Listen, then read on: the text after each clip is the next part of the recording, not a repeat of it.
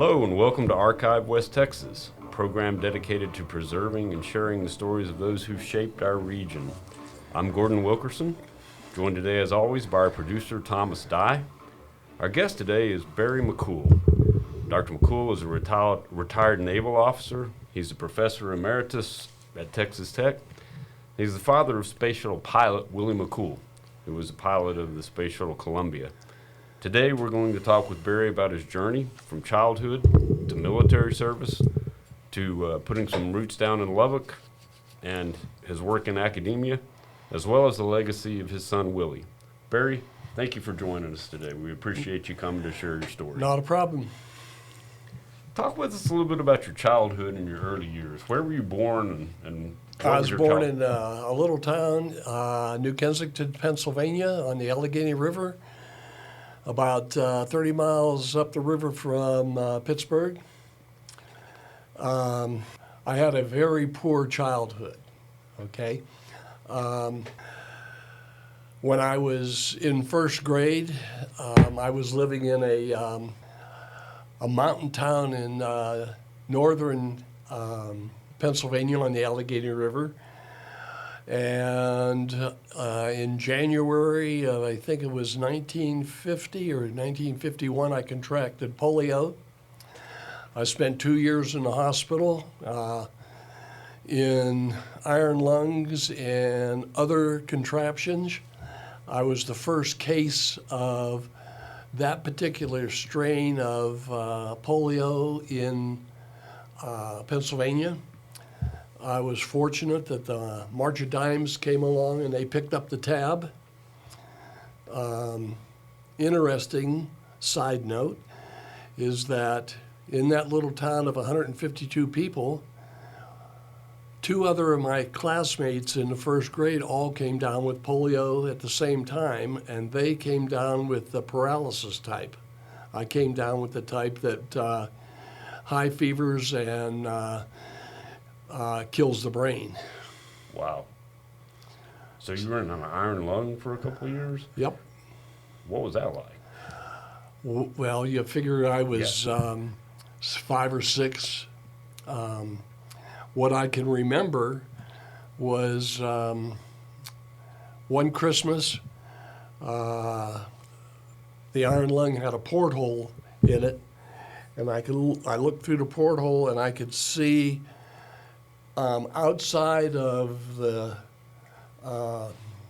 room, they had a door with a porthole, and my grandparents, my parents were waving at me, "Merry Christmas."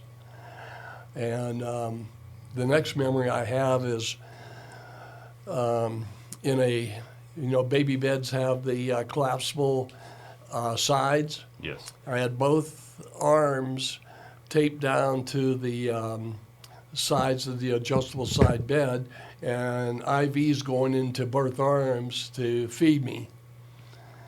So what cured the polio? Or what? I don't know if you're ever cured from polio, but what allowed you to walk again and breathe on your own, and how did that happen? Probably the good Lord and the innate desire to survive as a kid. And what I remember is a red-headed Army nurse that they flew in from Tripler Army Hospital in Hawaii to teach me how to walk again. And the agony and the pain that was associated with that, having not walked in 2 years, was just terrible. Quite a Painful. process. And then after that, I was always 2 years older than any of my classmates in every class, and that came to haunt me in later years. And I lived with my grandparents. My parents were separated, got remarried, and then divorced again later. But I was not allowed to play Little League. I was not allowed to play any sports. I had a condition. And they protected me from a non-existent condition. So I was 9 or 10 when I finally learned how to ride a two-wheel bike. Wow. Yeah, but it's amazing that you could make that progression. Well, it was other boys in the neighborhood that kind of took me under their wing and helped me learn all this stuff all over again. But it was a trying time. So you continued to live in Pennsylvania? No. No? Okay. At that time, my dad had been a welder making boilers, and a family friend of my mother's talked to him, and he went to Westinghouse in Pittsburgh, and they trained him as a electronics tech rep, and he became a military tech rep for the Air Force. And we went from base to base and city and town and state to state as he went troubleshooting different problems with radar operations on, like, the Dew Line in Alaska and Canada. He developed the fire control system for the F-104's cannon. But because of that, I traveled from state to state to state and from school to school to school. At one time, I was in 5 different schools in 1 year. Wow. That is not conducive to doing well in school. So your father's a civilian, but you're living a military life. Living a military life. A trauma, in addition to the polio, was when I was 12. My mother took off with another gentleman and gave me $20 and put me on a bus and sent me from Ohio to Kansas to a little town called Hutchinson. And I arrived Sunday morning with a telephone number, and I called my dad living in a motel and said, "Hey, Dad, I'm here. Come pick me up." And he said, "Where's your mother?" I said, "Well, she took off with a guy to New York." And I lived in a bachelor apartment from the time I was 12. Most of the time by myself, since Dad was TDY all over the place. So I raised myself from the time I was 12. And that was conducive to not doing well in school with no supervision. So I was basically back in those days, we were called a juvenile delinquent. We did not settle things with guns and knives. We did it with skin behind the Rexall drugstore. In 1964, my dad got TDY to Tule, Greenland in a non-accompanied tour. So he contacted my mother and stepdad and set up that I could live with them to finish high school. That did not work out very well. I dropped out of high school in early '65 and joined the Marine Corps. Back then you had to be a high school graduate or the Marines wouldn't take you. And I had a recruiting gunnery sergeant in the town that I was born in. Took 6 months, but he finally realized I was in such a bad family situation that he signed the paperwork for me to go into the Corps, and I dropped out of high school and joined the Marines, and in 1965 went to Vietnam as a Marine. That's quite a story. You're listening to Archive West Texas. We're going to take a quick break. I'd like to remind our listeners that if you have a suggestion for a future guest, please email us at info@classical1057.org. We'll be right back with Barry McCool.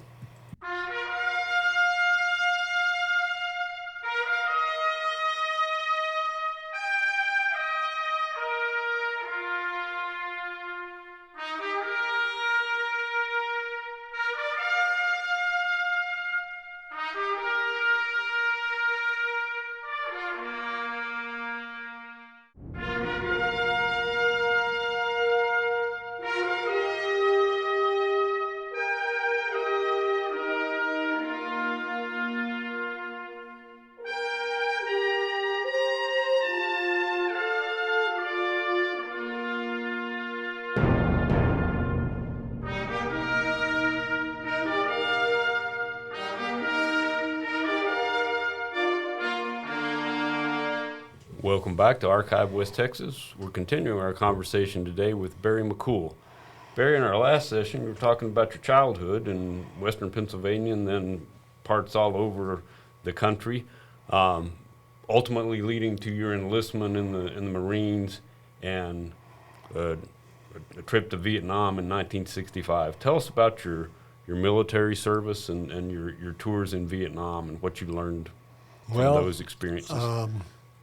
I figured that I would be just a standard grunt rifleman, but the testing, and I don't know how it ever came out, but the military testing and everything, I scored really, really high on mechanics and knowledge on tools and equipment. So instead of being a rifleman, they sent me to be a artillery track vehicle repairman. Well, I didn't like being a mechanic. I got to Vietnam in late '65. Theoretically, I was capable of repairing tanks, pull the engines out, repair and everything else, but they never had those kind of problems. So early on, I volunteered whenever the artillery battery was tasked for people to supplement the infantry.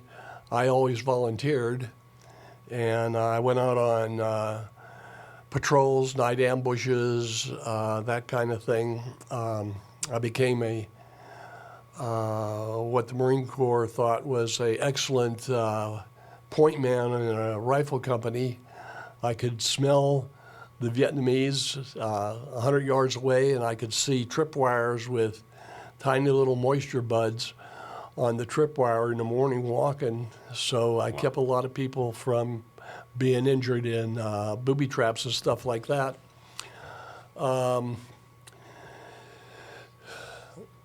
Came back from my first tour in Vietnam, was sent to Marine Corps Supply Center, Albany, Georgia, to work on the line repairing tanks and stuff.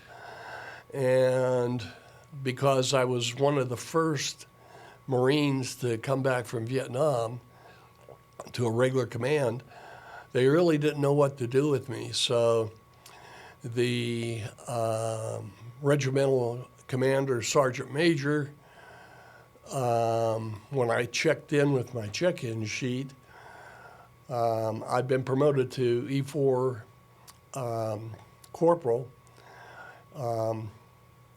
I got promotion after promotion because I was sole survivor in whatever unit I was in out into the field. Everybody else was wounded and I survived. So I got a lot of early promotions. And when I reported in, they needed a color guard for the command. And so he saw the ribbons on my chest and he says, "You're going to be my command color guard." He says, "Go finish checking into your command, then come back and see me." So I went and checked into the company, and the company first sergeant asked me what my cutting score for sergeant was. And I said, "I don't even know what a cutting score is." I mean, I'd been in the Corps for like 18, 19 months and already a NCO, which is unheard of. And because of all my combat time and having extended an extra 6 months in Vietnam to stay in combat and not have to come back to the States, I had the highest score for sergeant in the company, and so they immediately promoted me to E5 sergeant. And so I'm a 20-year-old sergeant in the Marine Corps, totally immature, but a combat veteran. And so the first event that we did, I went around to all the companies and I got all the guys that are reporting in from Vietnam that were NCOs. And 6'5", I was 6'6", 230 pounds with a 52-inch chest and a 32-inch waistline. And when I went to boot camp, I was 6'3" and weighed 145 pounds. Wow. So sea rations in Vietnam did me well. Anyhow, we developed the color guard. I trained everybody, and we went to Fulton County Stadium in Atlanta for the Atlanta football game, and we presented the colors and the national anthem, and that was really great. I thought, well, this is what we're going to be doing. This is great, except that we didn't realize that we were also the military burial detail. And so whenever there was a Marine coming back from Vietnam in the geographical location around Albany, Georgia, we would do the funerals with the senior NCO and a officer to present the flag to the widow and things like that. And it bothered me seeing these young wives, now widows and mothers, that would accuse us of being, why are you alive and my son dead, that kind of thing. After 3 months of that, I signed a waiver to go back to Vietnam. Had problems with that because I was sole surviving son. I was protected and not required to go back to combat. Had to go see a psychiatrist to make sure that I wasn't a psychopath. He signed off on it, and I went back to Vietnam again. This time, the day I arrived in country, I was on a chopper to Quezon, and I went through the 73 or whatever days it was of the siege at Quezon in 1968, in February through March and April. Lost a lot of guys. At the end of that tour, I came back home. You know, this would be a good time for a break. We'll pick that up when we come back. I want to remind our listeners that all of our archived West Texas episodes, including this one, are available on demand on our station app and also on our website at classical1057.org. Stay with us. We'll be right back with Barry McCool.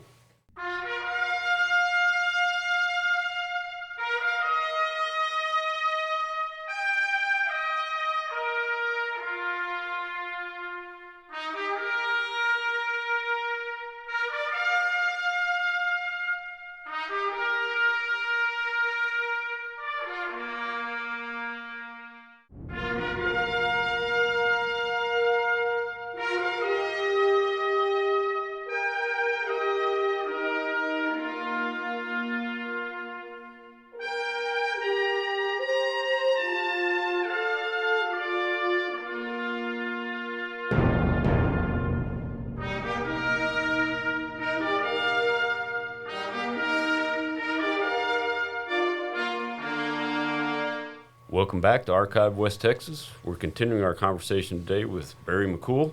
Barry, in our last segment, you were talking about your second tour to Vietnam and some of the work that you did with the Marine Corps in Atlanta. This segment, you were going to explain to us how your family got started. Yes, sir. I was engaged to a young lady in Albany, Georgia, at the Marine Corps Supply Center. And when I signed a waiver to go back to Vietnam, she dumped me. I'm not going to sit around and wait for you to come back from another combat tour and be a widow. So that was shot in the foot. She had a little boy that I really, really liked. I went back to Vietnam, did the really tough combat tour, starting in the Quezon siege and then all the way through until I came back to Camp Pendleton in San Diego, Oceanside, California. And I had 90 days left in the Marine Corps on that first enlistment. And I went to 3rd Marine Division headquarters to the division sergeant major, and I had put in for OCS in Vietnam, and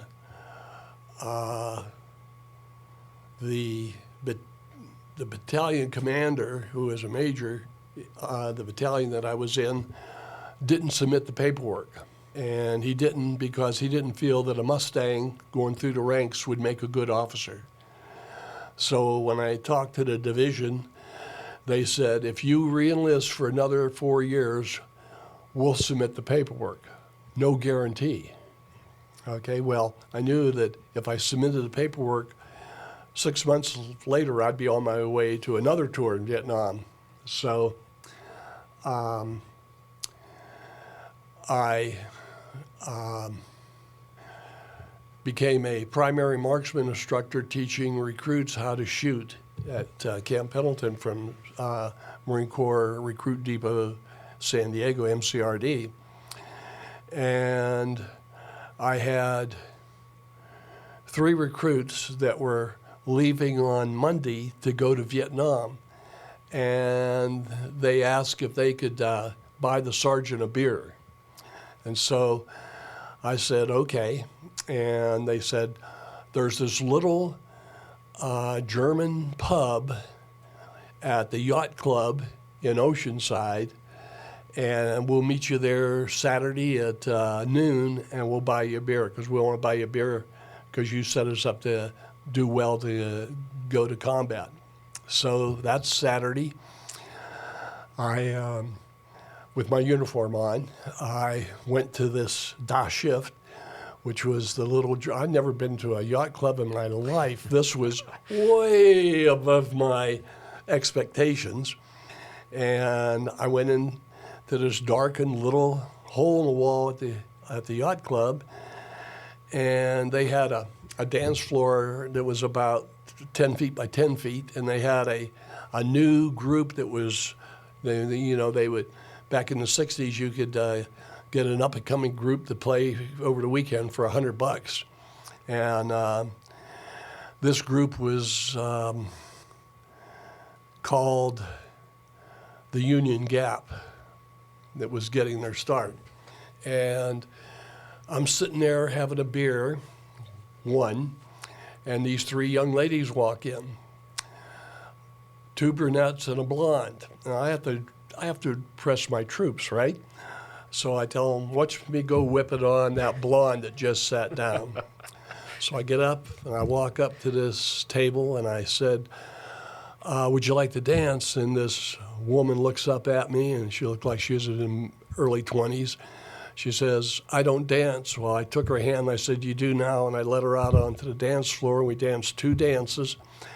Took her back to the table and said, I'd really like to take you out on a real date. Could I get your phone number? And she looks at the 2 other girls and looks at me, and she says, I don't give my phone number out to anybody, but I'll give you the phone number to my answering service. Well, for a high school dropout Marine in 1969, a statement like that was like, And so got the number, went back to the base. I had a bunch of sergeants and corporals working for me. I was NCOIC of Marine Barracks there, and they're all waiting for me to call her. Well, I had a date in Anaheim with another girl, so it was a week or so before I could make the call. Made the call, and all my corporals and sergeants are listening on the phone, and the answering services, well, we'll give Audrey a call and see if she wants to return your call. So about an hour later, I get the call and set up a date for Friday night. Well, coincidental, the weekend before, when I was in Anaheim visiting this other girl, was when Neil Armstrong walked on the moon. So that was like the 21st of July. So now it's like the 27th of July. She says, I need to tell you, though, that I have 2 little kids, and I have to bring them along. I said, that's fine. Let's go to the drive-in movie. So Del Mar Drive-In Theater in San Diego there, northern San Diego. the Go-Mobile and Herbie Double feature. was playing. Yeah. So it was perfect to take the kids. And the sergeants and the corporals were all sitting around waiting for this to arrive and waiting and waiting and waiting. These two MP trucks with all their lights flashing pull up to the barracks. And this sergeant walks in and says, "Who the hell is Sergeant McCool?" I said, "That be me." He says, "Get this woman off the base. She's been pulled over 3 times for speeding all over Camp Pendleton trying to find you. Get her off the base." And she was in tears. Walked out, got into her station wagon, went to the drive-in, and as soon as I sat down in the front seat, this little white-haired 4-year-old girl says, "Who's that man? I don't like him." And that was my introduction to my daughter. There you go. That was like the 1st of August, and the 15th of August we got married. Wow. 2 weeks later. Audrey and I were married for 56 years. She had a massive heart attack last November and passed away while I was deer hunting. I'm so sorry about that. I wasn't here for her. I have a terrible guilty conscience for that. So we got married. The Marine Corps said, "Well, if you don't re-enlist, you can't go to OCS." And it says, "Besides, you're a high school dropout, you don't have a college degree." So I knew that they really didn't want me. So 2 weeks after we were married, by the time the Marine Corps was over, I got a job selling ladies' shoes at the mall. And Audrey was director of dietetics at Coronado Hospital on Coronado Island. She designed the kitchen for that massive facility. Dietitian, she is very intelligent. Yeah. She says, "I'm not going to be married to a dummy. You're going to college." So I put on my Marine dress blues and went to San Diego State, walked in to the admin building, asked to see the head man in charge, walked into his foyer. Secretary said, "What could do for you, soldier?" And I said, "I'm not a soldier, I'm a Marine." I said, "I have all this money from the GI Bill. I want to get some education." I said, "I'm a high school dropout. There's no way I could pass an ACT or an SAT test, but I'd have a GED that I got in Da Nang from the Air Force."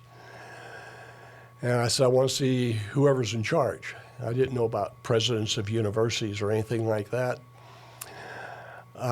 She said, "Have a seat." And she goes into an office, comes back out, and a few minutes later, on the intercom where you have to push the button, send the Marine in. I would go in, and there's the president of the university.